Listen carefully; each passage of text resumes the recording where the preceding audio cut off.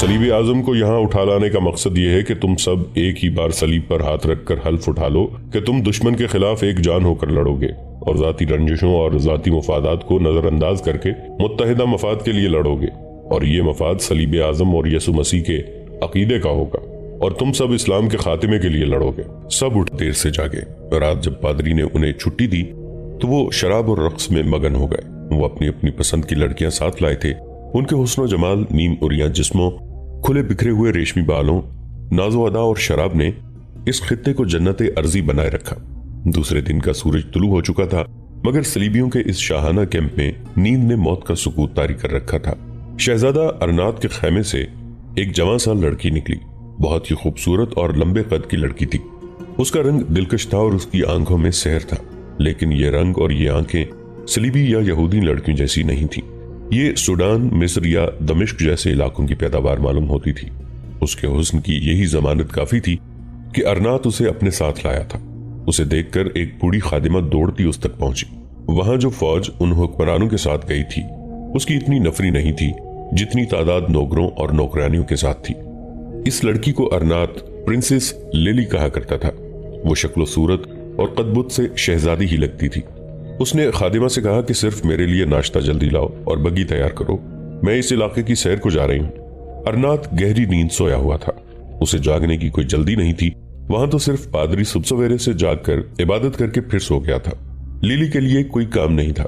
नाश्ता आने तक वो तैयार हो गई और जब नाश्ता कर चुकी तो बग्गी भी आ चुकी थी। ये 2 घोड़ों की खूबसूरत बग्गी थी। करक से अरनात के साथ वो इसी बग्गी में आई थी।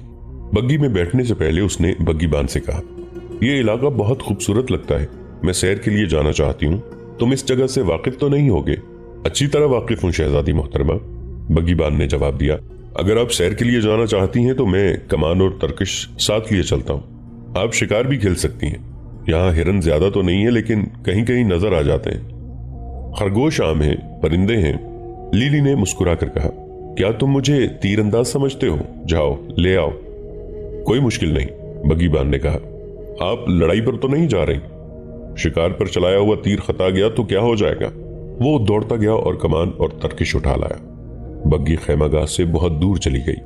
ये खित्ता सरसब्ज था। दरख्त भी खासे थे और ऊंची नीची टीकरियां थीं। मार्च अप्रैल के दिन थे, बाहर का मौसम था, इससे ये खित्ता और ज्यादा खूबसूरत हो गया था। बग्गी आहिस्ता आहिस्ता चल रही थी। एक झुंड के नीचे लिली के कहने पर बग्गी रुक गई और वो उतरी। उसका बग्गीबान सबील नाम का ईसाई था और इन्हीं इलाकों का रहने वाला था। उसकी उम्र 30 साल से कुछ ऊपर होगी। खुबरू और दराज कद जवान था, इसीलिए उसे अरनात ने बग्गी के लिए मुंतखब किया था। लिली को भी ये आदमी पसंद था, जिंदा दिल और फर्मा बरदार था। लिली जब अरनात के पास आई, उससे 1 साल पहले जबल उसके पास आया था। मुसलमानों की सरहद कहां से शुरू होती है? लिली ने बग्गी से उतरकर पूछा।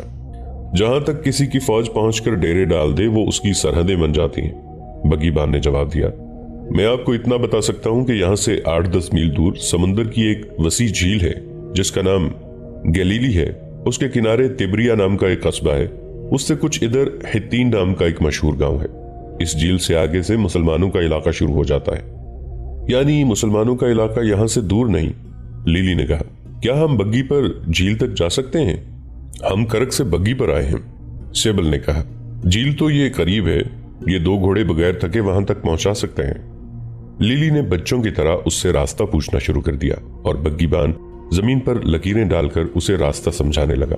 दमिश्क को भी रास्ता जाता होगा? लिली ने पूछा। बग्गीबान ने उसे दमिश्क तक का रास्ता समझा दिया। लिली ने तरकश से तीर निकाला और दरख्तों में परिंदे देखने लगी। उसने एक परिंदे पर तीर चलाया जो खता गया। लिली ने कहकहा लगाया। बग्गीबान ने उसे शुस्त लेने का तरीका समझाया। उसने कुछ तीर इधर उधर चलाए। और आगे चलो, लिली ने बग्गी में बैठते हुए कहा। उस जगह चलो जहां हिरन हो, मैं हिरन तो मार लूंगी। सिबल उसे 1.5-2 मील दूर ले गया।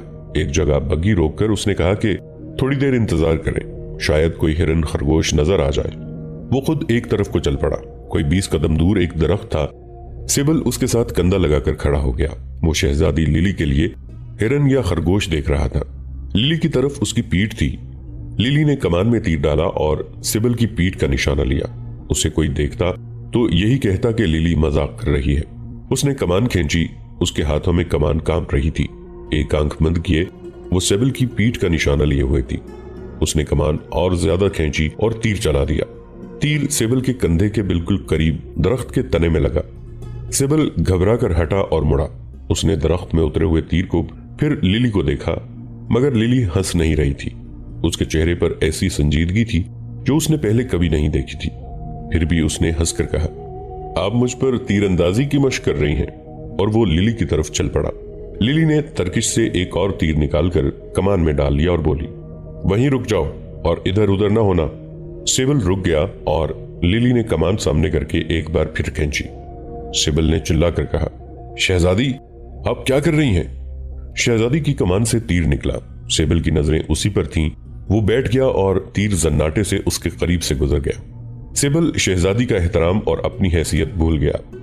लिली तरकिश से एक और तीर निकाल रही थी। सेबिल बड़ी ही तेजी से उसकी तरफ दौड़ा। लिली इतनी जल्दी तीर निकालकर कमान में न डाल सकी। सेबिल उस पर लपका तो लिली दौड़कर परे हो गई। लेकिन सेबिल मर्द था और जवान भी था। दौड़कर लिली तक पहुंचा और उसे पकड़ लिया। उससे कमान छीन ली और उसके कंधों से तरकिश भी उतार ली। मैं उन गुलामों में से नहीं हूं जिन पर उनके आका हर तरह का जुल्म करते हैं, सेबिल ने कहा और एक तीर कमान लिली पर तानी। बोला, क्या तुम मुझ पर मशक करना चाहती हो? क्या मेरी खिदमत और फरमाबरदारी का ये सिला है? लिली ने कोई जवाब न दिया। उसके होंठ कांपते और उसकी आंखों में आंसू आ गए। सेबिल ने कमान परे रख दी और आहिस्ता आहिस्ता उसके करीब गया। मैं कुछ भी नहीं समझ सका कि आपने मुझ पर तीर क्यों चलाए और आपकी आंखों में आंसू क्यों आ गए हैं, उसने पूछा। तुम मेरी कोई मदद नहीं कर सकते, लिली ने ऐसे लहजे में कहा जो किसी शहजादी का नहीं, एक डरी हुई लड़की का था। मैं आपकी खातिर जान तक दे सकता हूं, सेबिल ने कहा। कैसी मदद? इनाम से माला माल कर दूंगी, लिली ने कहा। मुझे इनाम के तौर पर मांगोगे तो ये भी कबूल कर लूंगी। मुझे झील गलेली से आगे मुसलमानों के इलाके में ले चलो, दमिश्क तक चलो, वहां ये बग्गी और दोनों घोड़े तुम्हारे होंगे। इनाम अलग दिलाऊंगी। मुझे शक है आपके दिमाग पर कोई असर हो गया है, सेबिल ने कहा। चलिए वापस चलें। अगर मेरी बात नहीं मानोगे तो वापस जाकर शहजादा अरनात से कहूंगी कि तुमने यहां मुझसे दस्तराजी की थी। लिली ने उसकी सुनी अनसुनी करते हुए कहा। अच्छा हुआ आपने बता दिया, सेबिल ने कहा। अब आप वापस नहीं जाएंगी। न मैं वापस जा रहा हूं। आपके हाथ पांव बांधकर मैं बग्गी में डाल लूंगा और किसी शहर में जाकर आपको बुर्दा फरोशों के हाथ बेच डालूंगा। मुझे बताओ, मुसलमानों के पास क्यों जाना चाहती हो?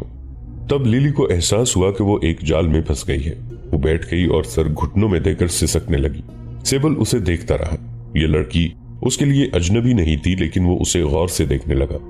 उसके बाल, उसकी रंगत और उसकी डेल डोल सलीबी लड़कियों जैसी नहीं थी। उसे मालूम था कि सलीबियों के पास मुसलमानों की अगवा की हुई लड़कियां आती हैं। ये भी शायद मुग़विया होगी, लेकिन उसे तो वो 3 सालों से खुशखुर्रम देख रहा था। वो उसके पास बैठ गया। अगर मुसलमान हो तो बता दो, सेबिल ने कहा।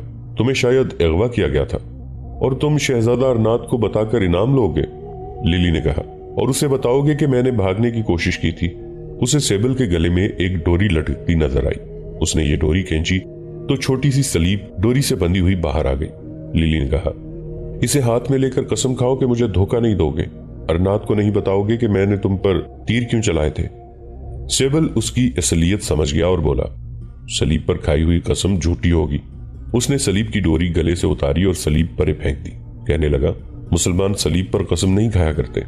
लिली ने चौंक कर सेबिल को देखा, जैसे उसे सेबिल के अल्फाज पर यकीन न आ रहा हो। उसने सलीब को देखा जो परे जमीन पर पड़ी थी। कोई सलीबी कितना ही गुनहगार क्यों ना हो, सलीब की तौहीन नहीं करता। सेबिल को बहरहाल यकीन आ गया था कि लिली किसी मुसलमान की बेटी है। मैंने तुम पर अपना राज फाश कर दिया है, सेबिल ने कहा। अब तुम मुझे बता दो कि तुम्हें कब और कहां से अगवा किया गया था। मैं हज्जे काबा से अपने वालिदैन के साथ मिस्र को वापस आ रही थी, लिली ने डरे हुए बच्चे की तरह कहा। बहुत बड़ा काफिला था। उस वक्त मेरी उम्र 16-17 साल थी। 4-4.5 साल गुजर गए हैं।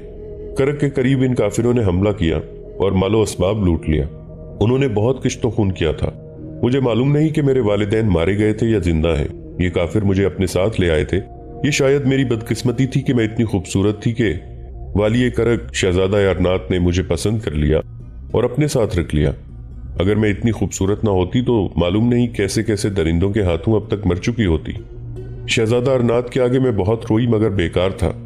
उसने कहा कि मैं अपनी बादशाही छोड़ दूंगा, तुम्हें नहीं छोड़ूंगा। फिर उसने मुझे शहजादियों की तरह रखा। उसने मेरे साथ शादी नहीं की और मुझे अपना मजहब कबूल करने को भी नहीं कहा। मैं उसकी अयाशी का जरिया बनी रही। उसके पास कई और जवान लड़कियां थीं। वो मेरी दुश्मन बन गईं, लेकिन अरनात सिर्फ मुझे साथ रखता और मेरी बात मानता था। मैंने अपनी इस हालत को कबूल कर लिया। मैं और कर भी क्या सकती थी। औरत की किस्मत यही होती है कि जिसके कब्जे में आ जाए उसी की मिल्कियत और उसी की गुलाम होती है। वो बोलते बोलते चुप हो गई। सिबल को गौर से देखकर बोली, क्या तुम ये सारी बातें शहजादा अरनात को सुना दोगे? फिर वो मुझे क्या सजा देगा? अगर मैं वाकई सेबल होता तो यही करता जो तुम्हें डर है। बगीबान ने कहा, मैं शामी मुसलमान हूं। मेरा नाम बकर बिन मोहम्मद है। तुम उन जासूसों में से तो नहीं जिनके मुतालिक अरनात कहा करता है कि हमारे मुल्क में छुपे हुए हैं? लड़की ने पूछा और बोली, मेरा नाम कलसूम हुआ करता था। मैं जो कुछ भी हूं, बकर ने जवाब दिया, मुसलमान हूं। मैं तुम्हें धोखा नहीं दूंगा। ये कोई नई बात नहीं कि एक अगवा की हुई मुसलमान लड़की की मुलाकात किसी ऐसे मुसलमान से हो गई हो जो सलीबियों के पास ईसाइयों के बहरूप में मुलाजिम था। ऐसे वाकयात पहले भी हो चुके हैं। यहां तक भी हुआ है कि भाई जासूस बनकर सलीबियों के किसी शहर में गया तो वहां उसकी मुलाकात अपनी उस बहन से हो गई जो बहुत अरसा पहले तुम्हारी तरह अगवा हुई थी। हैरान ना हो कुलसुम, तुम हज काबा से वापस आ रही थी। खुदा ने तुम्हारा हज कबूल कर लिया है। मैं आलिम फाजिल नहीं कि तुम्हें यह बताऊं कि खुदा ने तुम्हें ये सजा क्यों दी है। अलबत्ता अब यूं नजर आता है जैसे खुदा ने तुमसे कोई नेकी का काम कराने के लिए इस जहन्नुम में फेंका था। तुम सिर्फ फरार होना चाहती हो या फरार का कोई मकसद भी है? बहुत बड़ा मकसद, कुलसूम ने कहा। तुम शायद नहीं जानते कि अकरा के पादरी ने इन सलीबियों को यहाँ क्यों बुलाया है। रात अरनात जब अपने खेमे में आया तो वो नशे में झूम रहा था। उसने मुझे बाजुओं पर उठा लिया और बोला, तुम बहुत बड़े मुल्क की मलिका बनने वाली हो। सलाहुद्दीन अयूबी चंद दिनों का मेहमान है। वो हमारे जाल में आ रहा है, बहुत जल्दी आ रहा है। मैंने खुशी का इजहार किया और उससे पूछा कि उनका मंसूबा क्या है। उसने मुझे पूरी तफसील से बता दिया है कि यहाँ जितने सलीबी हुक्मरान आए हैं उन्होंने सलीब पर हाथ रखकर इत्तेहाद और एक दूसरे से वफादारी का हल्फ उठाया है। क्या ये सलाहुद्दीन अयूबी के किसी इलाके पर हमला करेंगे?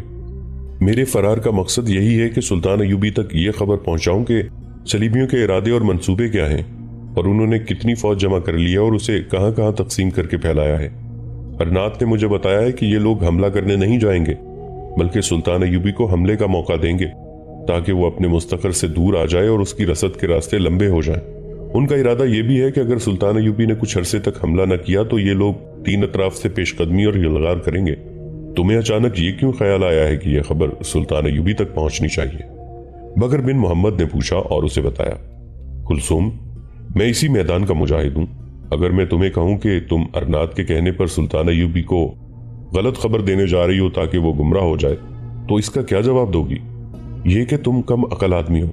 कुलसूम ने जवाब दिया, अगर तुम सुल्तान अयूबी के जासूस हो तो तुम बेवकूफ जासूस हो।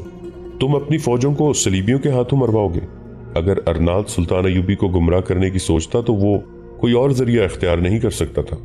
अगर वो ये काम मुझसे ही करवाना चाहता है तो मुझे रात को बग्गी पर बिठाकर मुसलमानों के इलाके के करीब न छोड़ाता।